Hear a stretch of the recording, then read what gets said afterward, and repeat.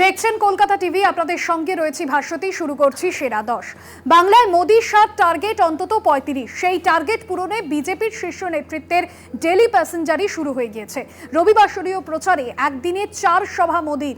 ব্যারাকপুর, হাওড়া, উলুবেড়িয়া, হুগলি, শ্রীরামপুরের প্রার্থীর হয়ে প্রচার প্রধানমন্ত্রীর। বাংলা থেকে তৃণমূলকে হটাতেই হবে, ভোটের আগে প্রচারে উঠে পড়ে লেগে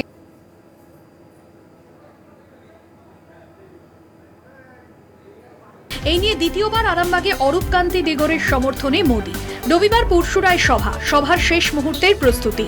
আকাশে চক্কর কাটছে হেলিকপ্টার, তৈরি হয়েছে 3টি হেলিপ্যাড। নিরাপত্তা নিশ্চিত রাখতে এলাকায় টহল কেন্দ্রীয় বাহিনীর। ফের মোদির প্রচার নিয়ে কটাক্ষ তৃণমূলের। যে মানুষ হৃদয়ে একদম স্থান করে নিয়েছে যে মমতা বন্দ্যোপাধ্যায়কে ঘাসের উপর জোড়াফুল চিহ্নে যে প্রার্থী মিতালি বাগকে ভোটটা দেবো, এটা বিজেপি এখানকার নেতৃত্ব, রাজ্য নেতৃত্ব, কেন্দ্র নেতৃত্ব বুঝতে পেরেছে যে না, বিজেপিকে কেউ ভোটটা দেবে না। ওই জন্যই প্রধানমন্ত্রীকে বারবার আনছে। হুগলির বিজেপি প্রার্থী লকেট চট্টোপাধ্যায়ের সমর্থনে চুঁচুড়াতেও সভা মোদি। প্রস্তুতি চূড়ান্ত পর্যায়ে। বহু মানুষের জমায়েতের কথা ভেবে তৈরি হয়েছে ছাউনি। সভাস্থলের পাশের ময়দানে তৈরি হয়েছে হেলিপ্যাড। নিরাপত্তার খাতিরে সরিয়ে দেওয়া হয়েছে চুঁচুড়া মাঠ সংলগ্ন দোকান। একই দিনে কাকিনাড়া পেপার মিল ময়দানে ব্যারাকপুরের বিজেপি প্রার্থী অর্জুন সিং এর সমর্থনে সভা করবেন প্রধানমন্ত্রী নরেন্দ্র মোদী। সভার আগে শনিবার সভাস্থল পরিদর্শন করেন ভাটপাড়ার বিধায়ক পবন সিং। চতুর্থ সভাটি করার কথা হাওড়ার সাঁকরাইলে। বিকেল 4:30 নাগাদ সাঁকরাইলে পৌঁছবেন মোদী। হাওড়ার বিজেপি প্রার্থী রথীন চক্রবর্তী ও উলুবেড়িয়ার প্রার্থী অরুণোদয় পাল চৌধুরীর সমর্থনে সভা করবেন মোদী। লক্ষ্য লুক টেস্ট, যেন তেন প্রকারেনও বাংলা দখল করতেই হবে, সেই লক্ষ্যে মরিয়া হয়ে ঝাঁপাচ্ছেন নরেন্দ্র মোদী। কলকাতা টিভি। কয়লা পাচার মামলায় বিজেপিকে নিশানা করল তৃণমূল। শাসক দলের হাতিয়ার জয়দেব খান এবং অমিত শাহর ছবি। আসানসোলের খনি এলাকায় পরিচিত নাম জয়দেব খান। অভিযোগ, তিনি কয়লা পাচারে জড়িত। স্বরাষ্ট্রমন্ত্রীকে বিমানবন্দরে স্বাগত জানান এই জয়দেব, যে ঘটনা নিয়ে সোচ্চার তৃণমূল। ভোটের আবহে কয়লা পাচার তরজা। কয়লা মাফিয়ার সঙ্গে অমিত শাহর ছবি পোস্ট করে তৃণমূলের অভিযোগ, তৃণমূলের নিশানায় অমিত শাহ। ভোটের আবহে কয়লা পাচার নিয়ে কেন্দ্রকে নিশানা তৃণমূলের। সরাসরি অভিযোগ কেন্দ্র স্বরাষ্ট্রমন্ত্রী অমিত শাহর বিরুদ্ধে। তৃণমূলের হাতিয়ার কয়লা মাফিয়া জয়দেব খানের সঙ্গে অমিত শাহর ছবিতে দেখা যাচ্ছে অন্ডালের বিমানবন্দরে অমিত শাহর হাতে পুষ্পস্তবক দিচ্ছেন জয়দেব খান। কিন্তু কে এই জয়দেব খান? আসানসোল রানীগঞ্জে কয়লা খনি অঞ্চলে পরিচিত কয়লা মাফিয়া এই জয়দেব খান। ইদানিং কয়লার কারবার ছেড়ে ইট ভাটা, রেলের সাইডিং এর কাজ শুরু করেছে বলে খবর। এর আগেও কয়লা মন্ত্রীর সঙ্গে জয়দেবের ছবি দেখিয়ে বিজেপিকে নিশানা করে তৃণমূল কংগ্রেস। জয়দেব খানকে ক্লিন চিট দিয়েছে বিজেপি। তৃণমূল ছেড়েছে বলেই জয়দেব খান এখন কয়লা মাফিয়া, দাবি সুকান্ত মজুমদারের। 2020 সালে কয়লা পাচার মামলার তদন্ত শুরু করে সিবিআই। অনুপ মাঝি বা লালা এই মামলায় মূল অভিযুক্ত। তিনি সুপ্রিম কোর্ট থেকে জামিন নিয়েছেন। লালার সঙ্গে বলে পরিচিত গুরুপদ মাঝি সহ 4 জন ঘটনায় গ্রেপ্তার হন। 3 জন জামিন পেলেও গুরুপদ এখন তিহার জেলে বন্দী। কলকাতা টিভি।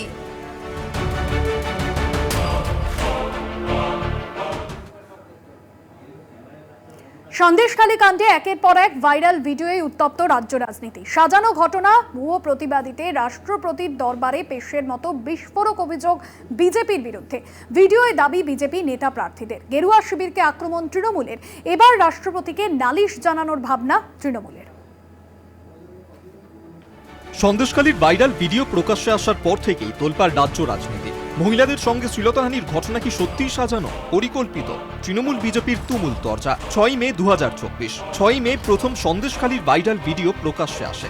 ভিডিওয়ে বিজেপির মণ্ডল সভাপতি গঙ্গাধর কয়ালকে বিস্ফোরক মন্তব্য করতে শোনা যায়। তিনি বলেন, সন্দেশখালীর ধর্ষণের ঘটনা সাজানো, নেপথ্যে শুভেন্দু অধিকারী। এরপর আরও একটি ভিডিও প্রকাশ্যে। ভিডিওয়ে বসিরহাটের বিজেপি প্রার্থী রেখা পাত্র, পিয়ালি দাস। তারা প্রশ্ন করেন, সন্দেশখালীর প্রতিবাদী হিসেবে রাষ্ট্রপতির দরবারে কারা, কি তাদের পরিচয়? গঙ্গাধর কয়াল ভাইরাল ভিডিও নিয়ে সিবিআই তদন্তের দাবি করেছেন। আর তৃণমূল এবার রাষ্ট্রপতির কাছে নালিশ জানানোর কথা ভাবছে। সন্দেশখালী এই যে পুরো মিথ্যে, তিনি বকবেন না তার এই রাজ্য বিজেপি নেতৃত্বকে যে তোমরা এটা কি করেছো, এটা তো তোমরা অন্যায় করেছো, কই তিনি তো বলেননি। তিনি তাদের হয়ে ক্ষমাও চাননি। তাহলে সন্দেশখালী মহিলারা যারা রয়েছেন তারা কিন্তু অপেক্ষায় রইলেন। তাদের মান সম্মান ইজ্জত সবটাই গেল। তার আবার দাম বেঁধে দিলেন। 500, 1000, 2000, এখন তারা তাদের দাবি করছেন। সেই জায়গায় তারা এটাও বলছেন রাষ্ট্রপতিকেও এই মিথ্যে কথা বলা হয়েছে। তারা বলছেন আমরা রাষ্ট্রপতির কাছে যেতে চাই। আমরা ভাবছি, আমরা আজকে এই প্রেস কনফারেন্সের মাধ্যমে ভাবছি, কারণ মহিলারা বলছেন যে আমরা তাহলে আমাদের নেতৃত্বকে জিজ্ঞেস করবো, মাননীয় চেয়ারপারসনকে জিজ্ঞেস করবো, সর্বভারতীয় তৃণমূল কংগ্রেসকে চেয়ারপারসন শ্রীমতী মমতা বন্দ্যোপাধ্যায়কে, আমাদের ন্যাশনাল জেনারেল সেক্রেটারি শ্রী অভিষেক বন্দ্যোপাধ্যায়কে। তাহলে কি আমাদেরকে তো প্রেসিডেন্ট দ্রৌপদী মুর্মুকে, কারণ একটা প্রোটোকল আছে, একটা প্রোটোকলে তিনি তো আর টিভি আর আমাদের এই প্রেস কনফারেন্স দেখে বুঝবেন না, তাকে তো আমাদেরকে প্রোটোকল মেনে বলতে হবে। দেখুন এতটা মিথ্যে, এই মিথ্যেটা সন্দেশখালীতে করেছে বিজেপি, এবং এই মিথ্যে আপনাকে এসে বলেছে, তাহলে আমরাও কি যেতে পারি? এটা আমাদের নেতৃত্ব, সর্বোচ্চ নেতৃত্বকে আমরা জিজ্ঞেস করবো। ভুয়ো অভিযোগকারীদের নিয়ে গিয়ে রাষ্ট্রপতিকে যে ভুল বোঝানো হয়েছে তা নিয়েও সরব তৃণমূল। কলকাতা টিভি। সিউড়ির একাধিক তৃণমূল নেতাকে অনুব্রত মণ্ডলের থেকেও খারাপ অবস্থা করার হুঁশিয়ারি শুভেন্দু অধিকারীর। বিরোধী দলনেতার নিশানায় সিউড়ি 2 নম্বর ব্লক সভাপতি নুরুল ইসলাম, পুরন্দরপুর পঞ্চায়েতের উপপ্রধান অশ্বিনী মণ্ডল সহ 4 জন তৃণমূল নেতা। হুমকির কাছে মাথা নোয়াবো না তৃণমূল, পাল্টা নুরুল ইসলাম।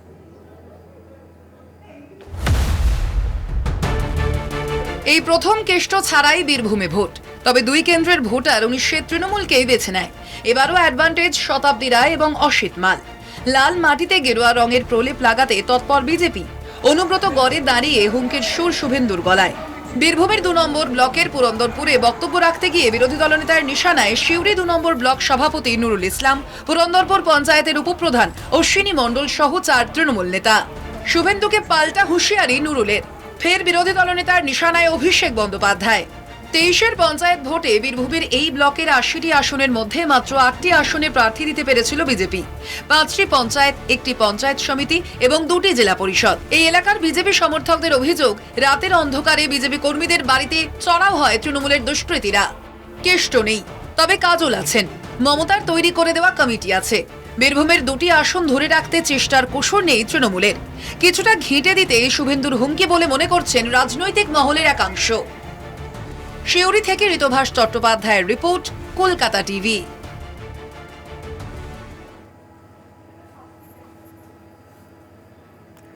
সময় এখন একটা বিরতির, ফিরে আসছি বিরতির পর।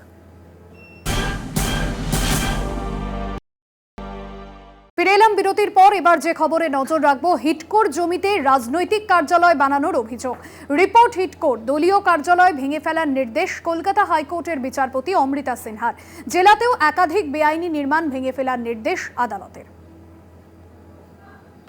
জমি দখল করে গড়ে তোলা পার্টি অফিস সরানো বা ভেঙে ফেলার নির্দেশ কলকাতা হাইকোর্টের। হিডকোর জমিতে এমন 35টি আরও রাজনৈতিক কার্যালয় বানানো হয়েছে দাবি মামলাকারীর। হিডকোর আইনজীবীকে তিরস্কার বিচারপতির। কলকাতা ছাড়াও পূর্ব মেদিনীপুরের কাঁথি ও তমলুকে বেআইনি নির্মাণ ভাঙার নির্দেশ। সিপিআইএম নেতা সপ্তর্ষি দে নিউ টাউনে হিডকোর জমি দখল করে গড়ে ওঠা একাধিক পার্টি অফিস নিয়ে হাইকোর্টে মামলা করেছিলেন। তমলুকের 150 কোটির বহুতল বেআইনি নির্মাণও ভেঙে ফেলার নির্দেশ হাইকোর্টের। 3 মাসের মধ্যে তমলুক পুরসভাকে নির্মাণ ভাঙার নির্দেশ। বেসমেন্ট ছাড়াই 7 তলা বিল্ডিং নির্মাণ হয়েছে বলেই অভিযোগ। পাশাপাশি ফ্ল্যাটের জন্য অগ্রিম টাকা দেওয়া থাকলে তা সুদসহ ডেভেলপারদের মিটিয়ে দেওয়ার নির্দেশ দিয়েছে আদালত। আইন মেনেই তমলুক পুরসভা ব্যবস্থা নেবে জানান চেয়ারম্যান। কাঁথি শহরেও বহুতল দুর্নীতির পর্দাফাঁস। বেআইনি নির্মাণের অভিযোগ থেকে বাঁচতে বহুতলে করা হয় তৃণমূলের নির্বাচনী কার্যালয়। অভিযোগ বিজেপির। কাঁথি পুরসভার 14 নম্বর ওয়ার্ডে দীঘা বাইপাসের পাশেই এই বেআইনি বহুতল। নয়াপুট MM জুনিয়র বেসিক স্কুলের প্রধান শিক্ষক দেবকৃষ্ণ বড়াই এই বহুতল নির্মাণে দুর্নীতি করেছেন বলেই অভিযোগ।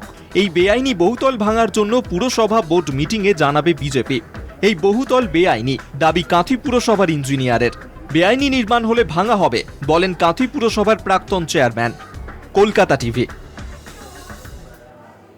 আইপিএল জ্বরে কাবু ক্রীড়াপ্রেমীরা। দূরত্বের কারণে অনেকেই পৌঁছতে পারছেন না স্টেডিয়ামে।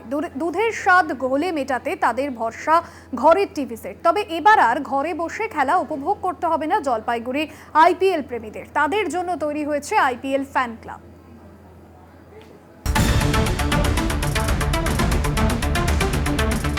বিসিসিআইয়ের উদ্যোগে জলপাইগুড়ি মিলন সংঘ মাঠে তৈরি হয়েছে আইপিএল ফ্যান ক্লাব।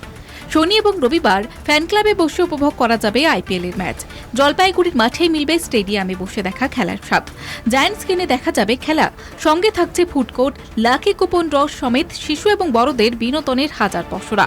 মূল শহর ছেড়ে শহরতলে মফস্বলেও আইপিএল এর স্বাদ পৌঁছে দিতে চাইছে বিসিসিআই। আইপিএল ফ্যান ক্লাব নিয়ে জলপাইগুড়ি জুড়ে রীতিমতো শোরগোল पड़े गए। रिस्पॉन्स पे डिपेंड करता है सब चीज। अभी 3 मैचेस हम लोग दिखाएंगे, सैटरडे को 1 दिखाएंगे, संडे को 2 दिखाएंगे। हमें मालूम है कि कलकत्ता भी क्रिकेट फैन का एक स्टेट है, तो जैसे हमको रिस्पॉन्स मिलेगा नेक्स्ट ईयर हम वापस आएंगे। 8,000 तक हम लोग एक्सपेक्ट कर रहे हैं कि आएंगे, 7,000 to 8,000। फैन पार्क का मकसद ये है कि जो लोग स्टेडियम तक नहीं पहुंचते उनको एक स्टेडियम का फील गांव-गांव में जाके बीसीसीआई दे।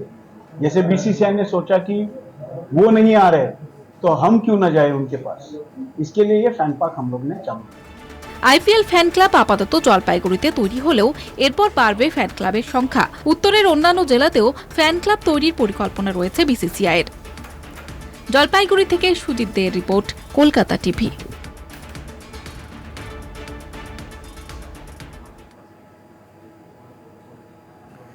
4-5 বছর ধরে বেহাল দশা সেতু। দুর্বল সেতু দিয়ে যাতায়াত করে বালি বোঝাই লরি।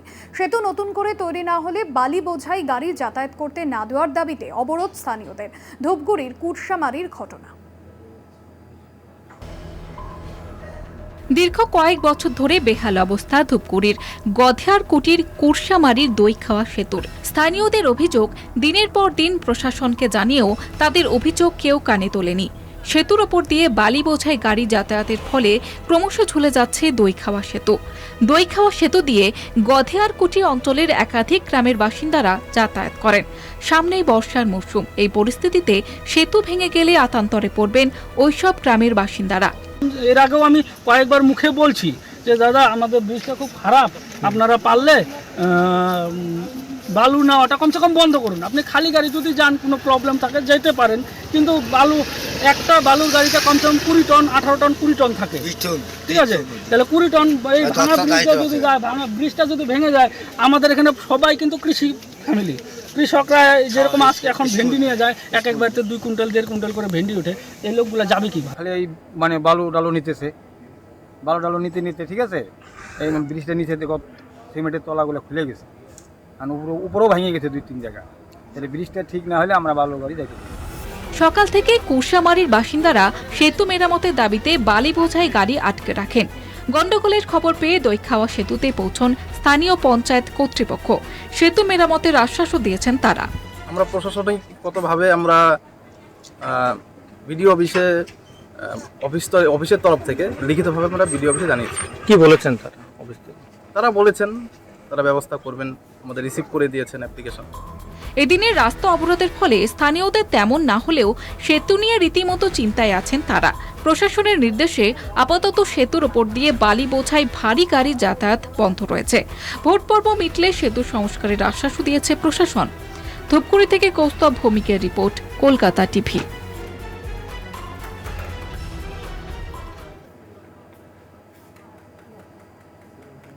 জামিনে মুক্তির পরে বিজেপিকে তোপ অরবিন্দ কেজরিওয়ালের। বিরোধীদের জেলে পাঠাতে চান মোদি। মোদি ভোটে জিতলে মমতাকে জেলে পাঠাবেন।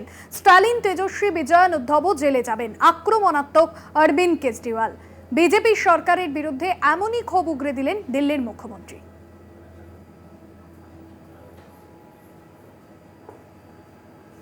देश के सारे नेताओं को खत्म करना चाहते हैं मोदी जी, और इसको 2 स्तर के ऊपर इस मिशन को चला रहे हैं। जितने विपक्ष के नेता हैं उनको जेल भेजेंगे, और जितने बीजेपी के नेता हैं उनको सबको निपटा देंगे, उनकी राजनीति खत्म करते जाएंगे, उनको सबको निपटाते जाएंगे। विपक्ष के अंदर आज इन्होंने मनीष सिसोदिया को जेल भेज दिया, संजय सिंह को जेल भेज दिया, सत्येंद्र जैन को जेल भेज दिया, केजरीवाल को जेल भेज दिया, हेमंत सोरेन को जेल भेज दिया, ममता दीदी के कई मंत्रियों को जेल भेज दिया, स्टालिन के कई मंत्रियों को जेल भेज दिया, केरला के सीएम के पीछे पड़े हैं। अगर ये चुनाव जीत गए, मेरे से लिखवा लो एफिडेविट के ऊपर थोड़े दिन के बाद ममता दीदी जेल में होंगी, तेजस्वी यादव जेल में होगा, स्टालिन साहब जेल के अंदर होंगे, पिनरई विजयन जेल के अंदर होंगे, उद्धव ठाकरे जेल के अंदर होंगे, जितने विपक्ष के नेता हैं, ये सारे जेल के अंदर होंगे। 2 বছরেরও বেশি সময় ধরে যুদ্ধ চলছেই। ক্রমশ আক্রমণের ঝাঁজ বাড়াচ্ছে রাশিয়া।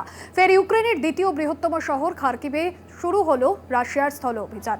অন্যদিকে লড়াই জারি রাখার বার্তা খার্কিভ প্রশাসনের।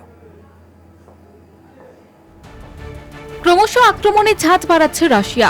আক্রমণ যে আরও তীব্র হতে পারে আগেই সতর্ক ছিল ইউক্রেন। তৈরি ছিল সেনারাও।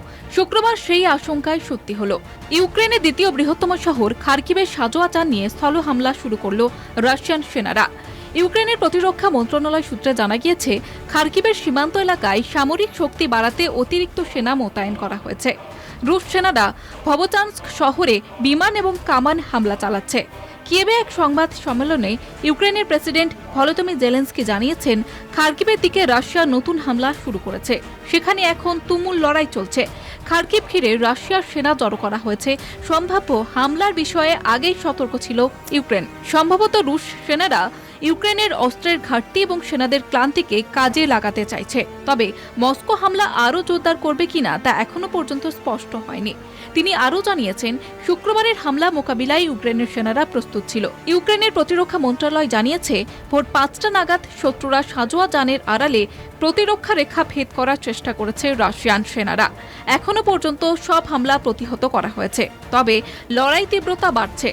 যদিও লড়াই অব্যাহত রাখার বার্তা দিয়েছেন খার্কিভের গভর্নরও। 2022 সালের ফেব্রুয়ারিতে ইউক্রেনের হামলার পর খার্কিভ দখল করেছিল রুশ সেনারা, কিন্তু ওই বছর ইউক্রেনের পাল্টা আক্রমণে শহরটি ছেড়ে পিছু হটে মস্কো। গত বছর ইউক্রেনের পাল্টা আক্রমণ ব্যর্থ হওয়ার পর রুশ সেনারা ধীরে ধীরে পুনরায় আক্রমণের পথে হাঁটছে। পূর্বাঞ্চলীয় ডনেস্ক অঞ্চলে ধীরে ধীরে অগ্রসর হচ্ছে তারা। মার্চ মাসে ইউক্রেনীয় ভূখণ্ডে বাফার জোন প্রতিষ্ঠায় রুশ প্রেসিডেন্ট ভ্লাদিমির পুতিনের আহ্বানের পর খার্কিভ নিয়ে কিয়েভের উদ্বেগ শুরু হয়। পুতিনের দাবি, গোলাবর্ষণ এবং সীমান্তে অনুপ্রবেশ থেকে রাশিয়াকে রক্ষায় এই বাফার জোন প্রয়োজন। পুতিনের এই আহ্বানের পর থেকে ফের খার্কিভে বিমান হামলা শুরু হয়। কলকাতা টিভি। আছড়ে পড়ল শক্তিশালী সৌরঝড়। যোগাযোগ ব্যবস্থা সহ বিদ্যুৎ পরিষেবা ব্যাহত হওয়ার আশঙ্কা। এর প্রভাবে ব্যাঘাত ঘটতে পারে উপগ্রহ এবং পাওয়ার গ্রিডে। এই সৌরঝড়ের কারণে উত্তর ইউরোপ এবং অস্ট্রেলিয়াতে অরোরা বা মেরুজ্যোতি দেখা গিয়েছে।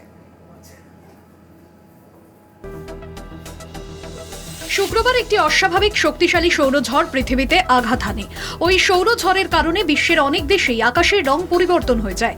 মার্কিন যুক্তরাষ্ট্র, ব্রিটেন, অস্ট্রেলিয়া এবং নিউজিল্যান্ড সহ বেশ কিছু দেশের লোকজন নর্দার্ন লাইটস এবং অরোরার কিছু আশ্চর্যজনক ছবি শেয়ার করেছেন সমাজ মাধ্যমে, যা রাতের আকাশে ঘটেছিল। জানা গিয়েছে, নর্দার্ন লাইট বা অরোরা সূর্যের চার্জযুক্ত কণার কারণে ঘটে। পৃথিবীতে প্রবেশ করার সময় এই কণাগুলো অক্সিজেন ও নাইট্রোজেনের মতো গ্যাসের সঙ্গে সংঘর্ষে লিপ্ত হয়, যার কারণে আকাশে সবুজ, হলুদ, লাল ও কমলা আলো দেখা যায়। নর্দার্ন লাইট সাধারণত মাটি থেকে 80 থেকে 500 কিলোমিটার উচ্চতায় দেখা যায়। আমেরিকান মহাকাশ গবেষণা সংস্থা নাসার রিপোর্ট অনুযায়ী সূর্য তার 11 বছরের দীর্ঘ সৌরচক্র অতিক্রম করছে। এই কারণে করোনাল ম্যাস ইনজেকশন এবং সোলার ফ্লেয়ার সূর্যের মধ্যে ঘটছে, যা 2025 সাল পর্যন্ত চলতে থাকবে। সেপ্টেম্বর 2017 পর এখনো পর্যন্ত সূর্যের মধ্যে সবচেয়ে বড় সৌরশিখা দেখা গিয়েছে। সৌরঝড়ের কারণে স্যাটেলাইটে শর্ট সার্কিট হয়, পাওয়ার গ্রিড ক্ষতিগ্রস্ত হয়। এসব কারণে মহাকাশচারীদের জীবনও হুমকির মুখে পড়তে পারে। এদিকে পৃথিবীর ম্যাগনেটোস্ফিয়ারের সঙ্গে প্রতিক্রিয়া ঘটিয়ে বিঘ্ন ঘটাতে পারে বিদ্যুৎ পরিষেবা সহ কৃত্রিম উপগ্রহের সঙ্গে যোগাযোগ ব্যবস্থাতেও। নাসার একটি নিবেদিত দল রয়েছে, যা মহাকাশচারী নিরাপত্তার দিকে নজর রাখছে এবং আন্তর্জাতিক মহাকাশ স্টেশনে থাকা মহাকাশচারীদেরকে ফাঁড়ির মধ্যে এমন এক জায়গায় যেতে বলতে পারে যেগুলি আরও ভালোভাবে সুরক্ষিত। কলকাতা টিভি।